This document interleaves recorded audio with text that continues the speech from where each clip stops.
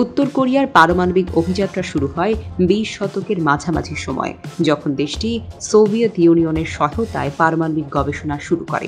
তবে এই গবেষণার প্রকৃত রূপ প্রকাশ পেতে শুরু হয় 1980-র দশকে। 1985 সালে এনপিটি বা পারমাণবিক অস্ত্র বিস্তার রোধ চুক্তিতে যোগ দিলেও 2003 সালে তারা এই চুক্তি থেকে সরে দাঁড়ায়। এরপর দেশটি একের পর এক পরমাণু পরীক্ষা চালিয়ে সারা বিশ্বকে চমকে দেয়। 2006 সালের প্রথম সফল বিস্ফোরণের মাধ্যমে উত্তর কোরিয়া জানিয়ে দেয় তারা এখন পরমাণু ক্লাবের সদস্য।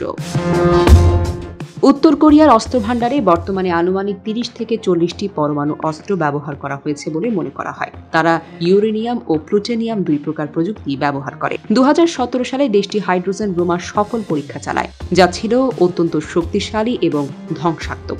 দেশটি তার পারমাণবিক অস্ত্র বহনে সক্ষম বহু ধরনের ক্ষেপণাস্ত্র তৈরি করেছে, যার মধ্যে রয়েছে হাওয়াসং 14 এবং হাওয়াসং 17 এর মতো আন্তঃমহাদেশীয় ব্যালিস্টিক ক্ষেপণাস্ত্র, যেগুলো যুক্তরাষ্ট্রের মূল ভূখণ্ড পর্যন্ত পৌঁছাতে সক্ষম বলে দাবি করা হয়।